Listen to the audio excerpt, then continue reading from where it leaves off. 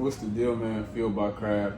The trade deadline was pretty crazy. I might be one of the only people online right now that has some nice things to say about the Clippers. A lot of tweets have been popping up saying that the real winner of this trade is the Oklahoma City Thunder because they do own the Clippers' first-round pick this year. And a lot of people are anticipating that the Clippers are going to be bad, meaning OKC gets another high pick. Meaning the Thunder's chance of getting a high pick or at least a lottery pick are pretty favorable. But I'm in the minority. I actually think the Clippers got better with this trade. If you aren't aware of what happened at the trade deadline over these past few days, James Harden is out, Zubac is out. So 2 out of the top 3 players for the Clippers these past few seasons are out.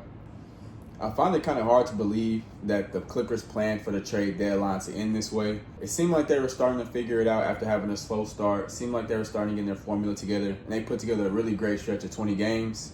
Now, on one side of the coin, why would you blow up something that was seeming to work? Maybe it just took a few games to, get together and mesh as a lot of new teams do. And on the other side of that coin, it could be, was it fool's gold? Did the front office know that really didn't work and they just caught a hot streak?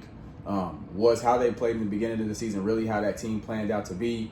So it's 2 sides to that coin. Now, I do believe with the Harden's history that it's not the biggest surprise that he asked out for a trade. I think this might be the 4th trade that he's requested in the last 6 years or so, or at least since 2020. So he's been on the move pretty frequently. And I think with him getting traded, it made it easier to accept the trade for Big Zoo. And the package they got for Zoo was actually a trade that they honestly couldn't pass upon. They sent Zubac to the Indiana Pacers for Benedict Mathurin, 2 first-round picks, a 2nd pick, and Isaiah Jackson, while the Pacers received Zubac in return.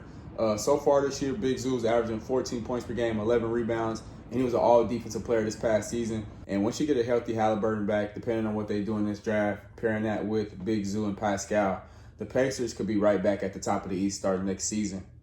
And while Jay Huff has been playing pretty good, I think he's better fitted as like a backup role. So hopefully he stays with this Pacers team, and that'll be a really solid backup for a guy like Zubac. And if I had to make a winner for this trade, I think the Clippers are the clear winner in this trade. Not only do they get younger, and I think with getting younger that increases the team's longevity, but you get 2 really good young players. Now with one being Darius Garland, who has a pretty big injury history. 2021 he hurt his back. 2022 he broke his orbital bone in the first game of the season. 2023 he broke his jaw. In this past season he tore a ligament in his toe. But he's still only 26 years old and is already a 2-time All-Star.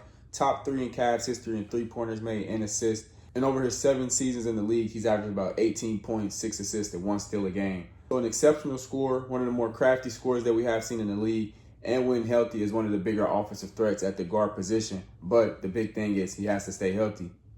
But my favorite part about this trade is they also received Benedict Mathurin, a guy who just played in the finals last year and only his 3rd season in the NBA. And he's just a really aggressive and confident wing is what I've written down for him.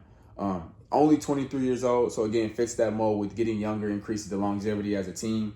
And you're getting younger in important positions, that dominant wing defender, your lead guard position. So far this season, Ben is 1st in bench points and 2nd in bench points per game. So very active, aggressive scorer off the bench, who I believe will work his way into the starting lineup for the Clippers. But I might be in the minority here, but like I said, I really believe that the Clippers did get better here. Now, as we get further into the season, it might, take a few more games to mesh because, again, it's like playing with a new team, got a new lead guard, an aggressive scorer like Benedict Mathurin who wants to get after it. But I think what this team does have is a chip on their shoulder, and that's sometimes all the team needs to get it going. Like I said, they were already getting going with a great 20-game stretch going into this All-Star break. So don't be surprised if the Clippers finish as a top 5 to 4 seed in the Western Conference when it's all said and done. And God forbid any injuries to Darius Garland. If he can finish out this season healthy, Benedict Mathurin can finish out this season healthy. The Clippers will be playing some playoff basketball this year. Drop a comment. Let me know what you think about the Clippers. I do appreciate the ones who do. This is Fueled by Craft. Appreciate you guys for watching.